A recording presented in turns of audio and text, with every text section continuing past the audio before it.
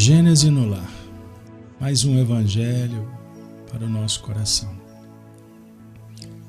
Manhã de bênçãos, de oração, de reflexão, de paz, de fraternidade, de harmonia.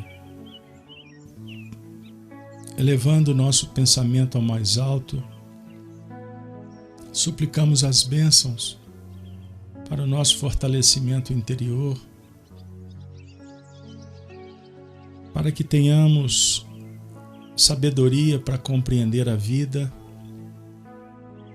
e para nos esforçarmos pelas tarefas que nos aguardam.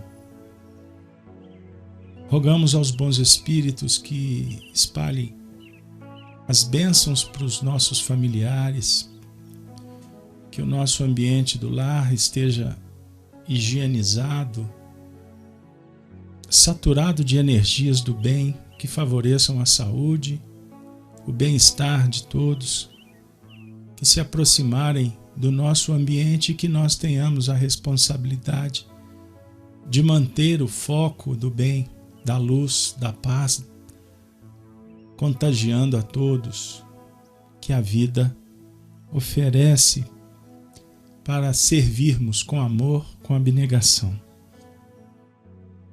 O nosso encontro favorece o intercâmbio consolador e esclarecedor que o Espiritismo nos enseja.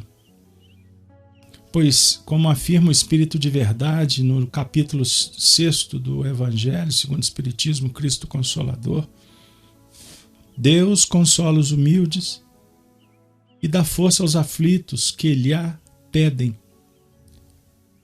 Seu poder cobre a terra e por toda a parte, junto de cada lágrima, colocou ele um bálsamo que consola. A abnegação e o devotamento são uma prece contínua e encerram um ensinamento profundo. Abnegação e devotamento.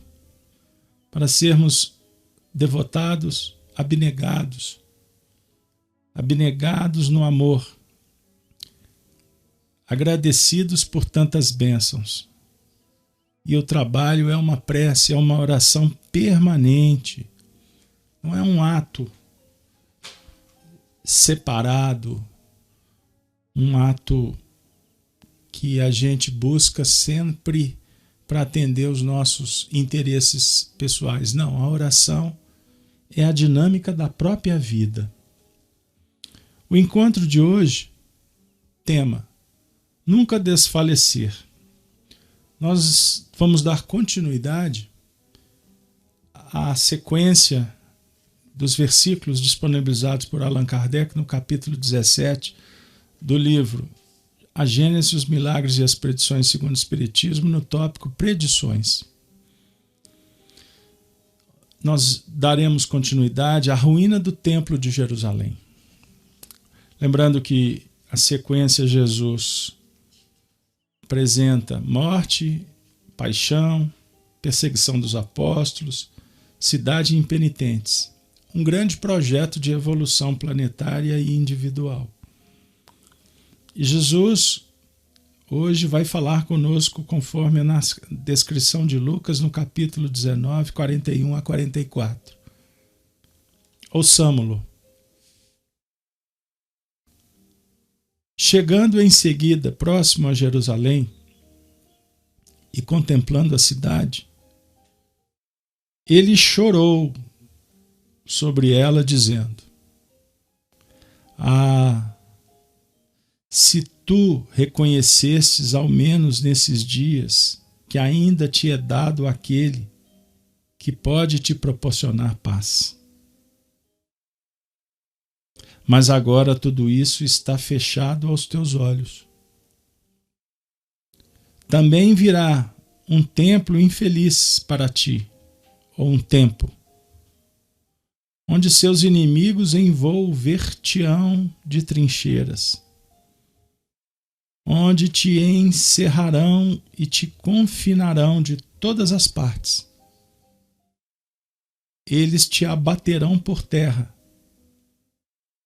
tu e teus filhos, que estão em teu meio, e não deixarão pedra sobre pedra, porque tu não reconhecestes o tempo em que Deus te visitou. Jesus faz alusão à queda do Templo de Jerusalém, aquele momento histórico da sua passagem, onde ele oferece para a humanidade a síntese da evolução planetária sobre as bases do amor e do conhecimento, da vivência que transcende as coisas do mundo. Mas os homens, com o coração fechado, não ouviram, não permitiram que a palavra penetrasse, pois os nossos olhos contemplavam a ilusão do mundo, aquele cenário da fantasia. Nós temos trabalhado ao nível filosófico que existe uma diferença na nossa desenvoltura psíquica: imaginação e fantasia. A imaginação é a capacidade do ser de criar, de sonhar, de co-criar, de dar dinâmica à vida, gerando possibilidade. A imaginação precisa da vontade que aciona, que aperta um play de uma máquina para funcionar a individualidade. Diferente da fantasia. A fantasia inebria e sugere para nós apenas um prazer efêmero sem esforço, no sentido de contemplar, gozar, aproveitar e não crescer junto. Naturalmente, o desejo e o prazer trazem consigo, por questões naturais, a dor e suas consequências, o cansaço, as decepções, desilusões, o que vai gerar medo e culpa.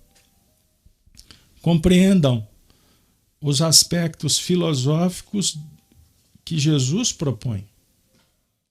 Ele está dialogando com a descoberta do ser, consciência, mergulho,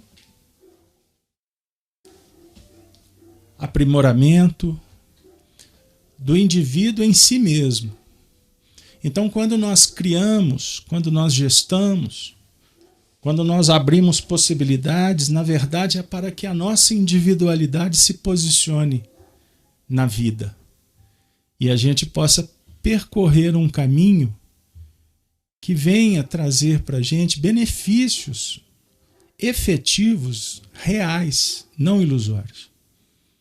Com isso, nós vamos aprendendo a se posicionar na hora da escolha, para trazer para junto aquele conhecimento, aquela ciência que ajude e não desagregue, dentro de uma dinâmica que unifica o filho com o pai, ou seja, que unifica a nossa consciência com a essência espiritual que trazemos consigo em nós mesmos. Somos felizes quando realizamos, quando colocamos em prática o que a vida está nos inspirando sob o ponto de vista interior. A lei divina que está dentro e que nós vamos colocando para fora a cada movimento de criação, de vontade, de fé, de esperança. Atuação eficiente. Mesmo lidando com erros, com desacertos, com os atropelos, com as adversidades do caminho. Agora, o texto é um texto muito forte, porque Jesus aponta quais são as consequências quando nós optamos por gravitar em torno destas fantasias do caminho. O que vai acontecer? Nós vamos perceber que as portas se fecham, porque tem um prazo de validade. É o que está acontecendo no mundo atual, sob o ponto de vista coletivo. Quando, observem o texto, não é forçação, de retórica para justificar uma ideia que eu quero passar. Mas abrindo um ângulo para você pensar. Virá um tempo infeliz. Podemos dizer que o nosso tempo, sob o ponto de vista social, é feliz? Com tanta injustiça, com problemas de doenças, pandemia, miséria, aonde os líderes que deveriam guiar, eles desorientam, são contraditórios, encerram as pessoas com discursos autoritários dentro das suas casas, sem possibilidade de ajustamento, de conduta em nível social, procurando preservar aqueles que são vulneráveis, mas ao mesmo tempo sugerir que a gente possa estar na dinâmica da vida, porque a alma precisa de produzir, ela precisa de relacionar. Que cenário é esse? Observem, tempo virá um tempo infeliz para ti, onde teus inimigos envolver-te-ão de trincheiras, onde te encerrarão e te confinarão de todas as partes. Eles te abaterão por terra, tu e teus filhos, tu e teus filhos que estão em teu meio, e não deixarão pedra sobre pedra. Coincidências sociais, temporais? Ou nós não estamos nos deparando com um cenário que possivelmente alguns poucos anos atrás seria inconcebível? Você perdeu o direito de liberdade. Mas o nosso diálogo é filosófico. Aprendamos em filosofia, é um papo muito amigo. Nós temos faixas de aprendizado. Quando a criança está negociando com o pai à mesa, na alimentação, o pai costuma dizer: come a salada para a mamãe ficar feliz. Não adianta você falar para a criança: come a salada, porque a salada tem isso, tem aquilo outro. Não, a criança não vai entender. Há de chegar um tempo que a criança vai ouvir: é importante você comer salada porque isso. São estágios. Daqui a pouco a criança vai falar assim: mas afinal de contas, o que é a natureza? Daqui a pouco ela vai falar assim: quem criou a natureza? Vai chegar um tempo que o diálogo vai ser filosófico. Foi Deus. E Deus fica muito feliz de você comer salada. E ele vai até te premiar. Lá na frente a criança vai falar: mas por que ele vai me premiar se é bom? Na verdade, eu é que estou me premiando. Aí a conversa vai ficando mais elaborada. Até sair do território filosófico e ir para a transcendência.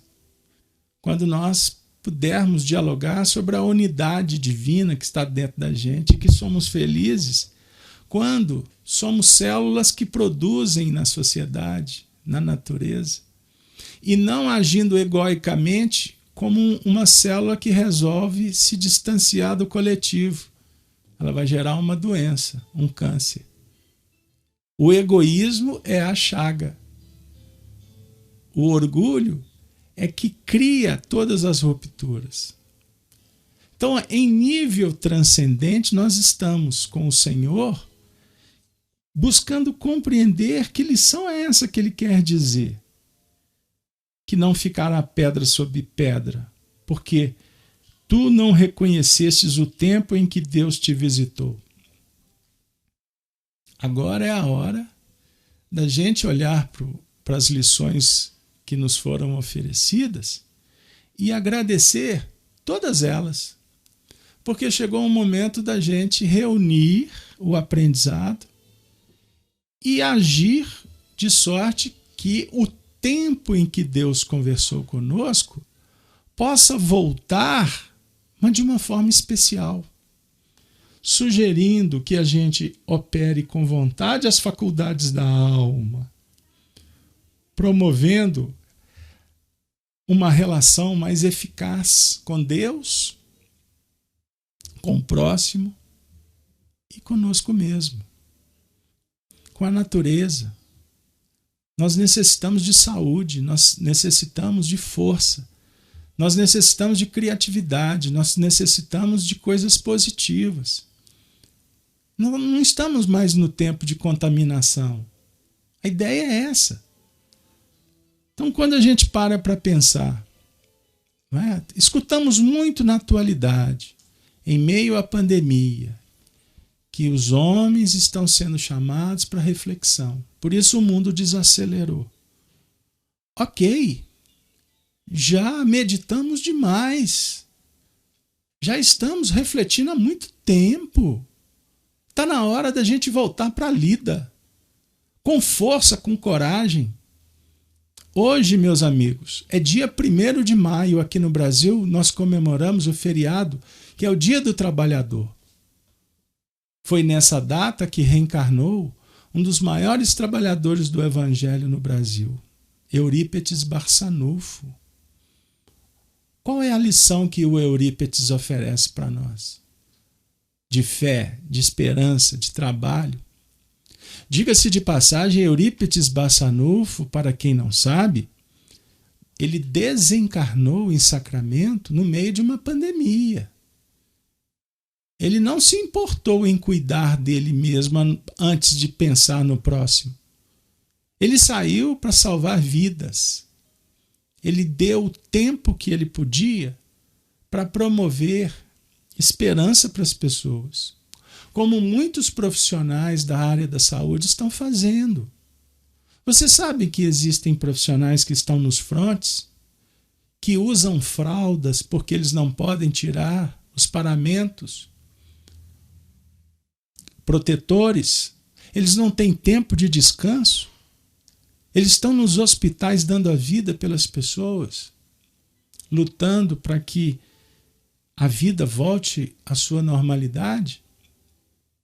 Eles estão se dignificando dentro de um processo. Eles estão se individualizando como espíritos, contribuindo, fazendo a sua tarefa e se agigantando num contexto humano. Por que nós estamos reencarnados? Qual a finalidade da vida a não ser sermos humanos? Trabalharmos o tempo todo reavaliando o nosso senso de justiça, os valores de cada coisa, de cada pessoa, não valores que nos atendam, mas como ensinava Platão, amando a tudo pelo valor intrínseco de cada coisa, sem essa ideia utilitarista. São valores.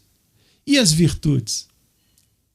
A virtude do bem, a virtude da bondade, a virtude que agrega, que congrega, que traz paz. Esta é a finalidade da vida. E é por isso que nós estamos aqui para abrir os olhos, porque os impedimentos maiores agora já está muito claro. Eles estão dentro da gente. Eles não estão lá fora.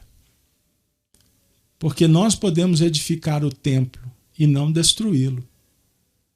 O templo simboliza as imagens, as ideias que você está criando e que precisam ser vistas pelas pessoas. Cada ideia, cada imagem que surge na sua intimidade significa uma possibilidade de realização. O Walt Disney, quando criava os seus desenhos, ele nunca imaginava, ele nunca impedia que os seus sonhos se transformassem em realidade. Observem que cenário simbólico. A Disney é a materialização de um sonho que deixou de ser fantasia. Pois a ideia, a imagem, a criação, a individualização se tornou uma obra de uma ideia que foi materializada na vida. É isso que nós temos que compreender. Os seus sonhos são possíveis, desde que você acredita, desde que você invista nestes. Tudo é possível. Se os limites de tempo e de espaço, de energia, não te concede ir na direção da estrela, sob o ponto de vista físico, você pode ir mentalmente e elas podem te inspirar. E quem sabe, quando você deixar o corpo físico, será a tua destinação, pois é a tua morada, é onde se encontram os espíritos que realmente fazem parte da sua família espiritual. Nós somos viajores muito limitados na terra, mas somos capacitados nos céus. É o que Jesus propõe quando ele fala da necessidade da queda do templo, do sistema carcomido dos homens, desse mundo idiotizado pela fantasia, que cria barreiras, que constrói muros, que alimentam ditaduras e hipócritas que as superintendem, enganando a maioria das pessoas, desinformando-as, tirando delas a possibilidade de estar numa escola, de passear com os livros nas bibliotecas, tirando a liberdade das pessoas se manifestarem agora até no viés da internet, numa imprensa militante que desinforma. Amigos, o cenário do Evangelho é outro. É o da libertação pela vivência das leis divinas em nível intelecto e moral.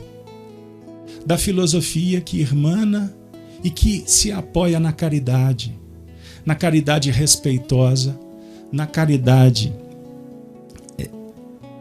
serena, na caridade que traz paz para as pessoas, a partir de nós mesmos.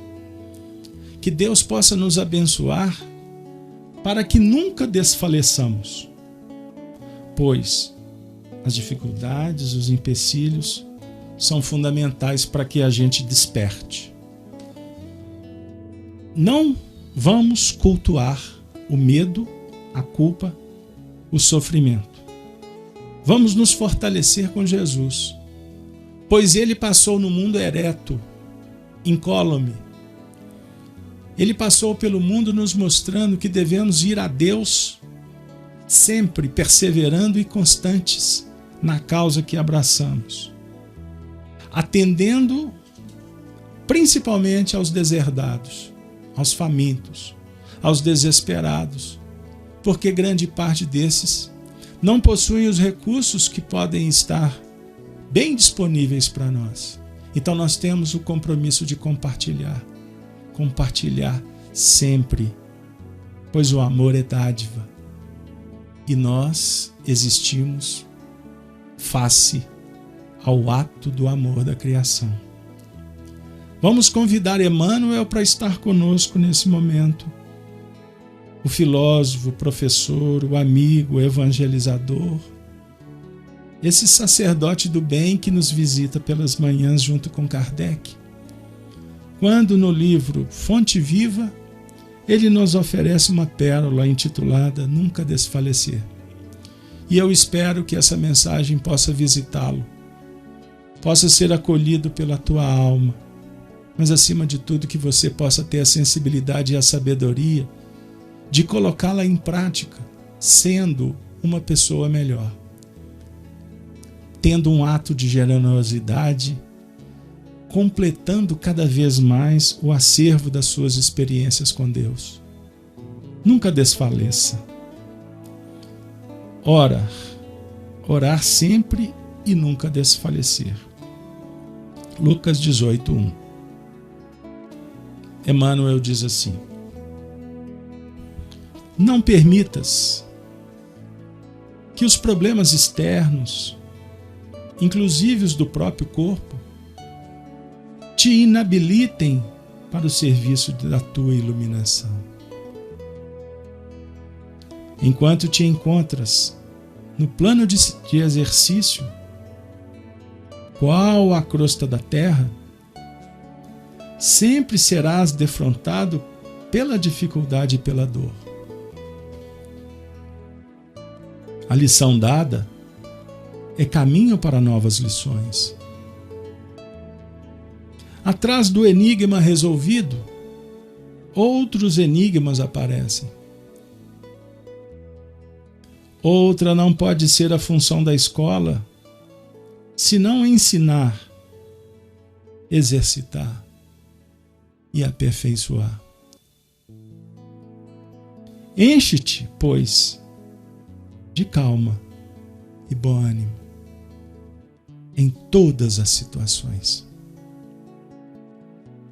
Foste colocado entre obstáculos 1000, de natureza estranha, para que, vencendo inibições fora de ti, aprendas a superar as tuas limitações. Enquanto a comunidade terrestre não se adaptar à nova luz, respirará cercado de lágrimas inquietantes, de gestos impensados e de sentimentos escuros. Dispõe-te a desculpar e auxiliar sempre, a fim de que não percas a gloriosa oportunidade de crescimento espiritual. Lembra-te de todas as aflições que rodearam o espírito cristão no mundo, desde a vinda do Senhor. Onde está o sinédrio que condenou o amigo celeste à morte?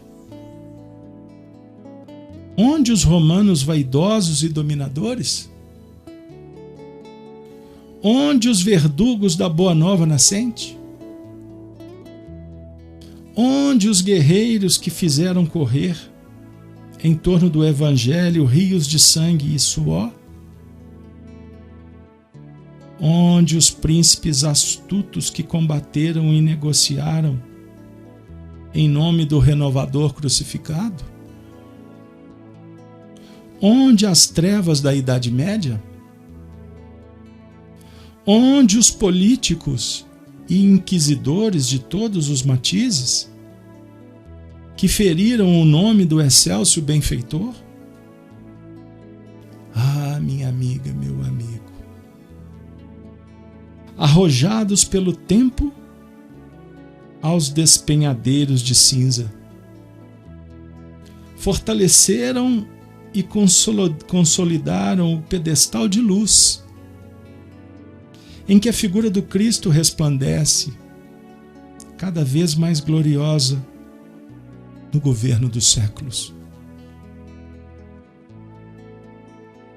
Centraliza-te no esforço de ajudar no bem comum, seguindo com a tua cruz ao encontro da ressurreição divina.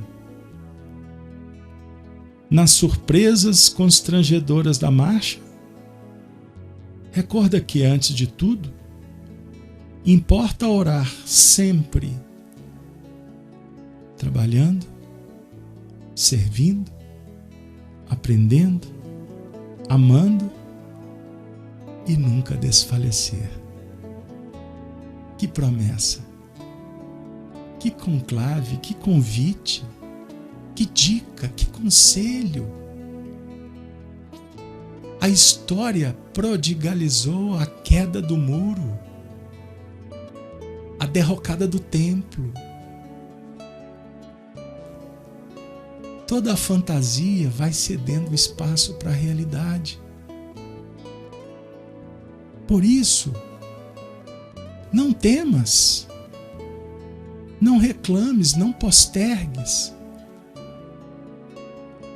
não contamina-te. Não dê espaço para o egoísmo, para a ruptura, para a negação. E quando os cenários do mundo apontarem dor, desilusão, portas que se fecham, saiba que os seus olhos estão se abrindo. Essa é a promessa do Cristo. Você está vendo que é necessário que tudo aconteça, inclusive a desencarnação que visita as massas. Amigo, é doloroso ver o desespero, a ignorância. Quantas pessoas estão dentro das suas casas julgando estarem gripadas e estão contaminadas com o Covid e não são informadas para procurar? E quando procuram, quantos que não sabem, não agem por certo, por maldade, mas impedem algumas de socorrerem as medicações? Observem quantas coisas que estão acontecendo. Nós estamos sendo chamados para compreender o nosso papel. Por que estamos sendo beneficiados? E qual é a nossa responsabilidade em compartilhar o conhecimento que temos? Aprendendo a se posicionar sem olhar para o lado, a dar um testemunho de verdade, de positividade, sem fazer negociação com os homens que não estão nem muitas vezes interessados com o progresso real. Cada um na sua especificidade, cada um na sua missão, cada um, portanto, com a sua responsabilidade. Que Deus nos abençoe para que a gente possa olhar com segurança, com firmeza, mas com bondade a tarefa que temos que realizar. Doe a quem doer. Inclusive a nós mesmos, que muitas vezes nos sentimos acomodados, achando que não temos responsabilidade com a dor do vizinho. O cristão no mundo está sempre pronto para ouvir o chamado. E que o Senhor nos abençoe para atendermos com mansuetude, mas com firmeza, com carinho, mas com coragem, com prudência, mas com resiliência, com fortalecimento interior, e nunca desfalecer. Maria Santíssima não desfaleceu. José não desfaleceu. Paulo não desfaleceu. Pedro foi até o fim. Os discípulos deram a vida. Todos foram martirizados. Só João deu o testemunho até o fim, porque tinha que ser assim. Mas a nossa escola é muito mais vinculada aos sacrifícios do sangue, do suor dos mártires. Pois sem a dedicação, sem a entrega, esse mundo não há de se renovar. Começando por nós mesmos, abrindo mão do comodismo, da indiferença, da arrogância intelectual. Servir sempre na escola bendita do serviço com Jesus. Acreditemos, o mundo está se renovando. Que estejamos nesta senda e que tenhamos paz na intimidade do coração, pelo dever cumprido. Que o Senhor nos dê um dia maravilhoso de trabalho. Brasil precisa de trabalho. Brasil precisa de trabalhadores. Brasil precisa do sangue dos inconfidentes que bradaram por liberdade, por igualdade e por fraternidade. Esta é a nossa bandeira, a do Evangelho. Tenham todos alegria no dever cumprido. Ave Cristo. Muito obrigado, Senhor.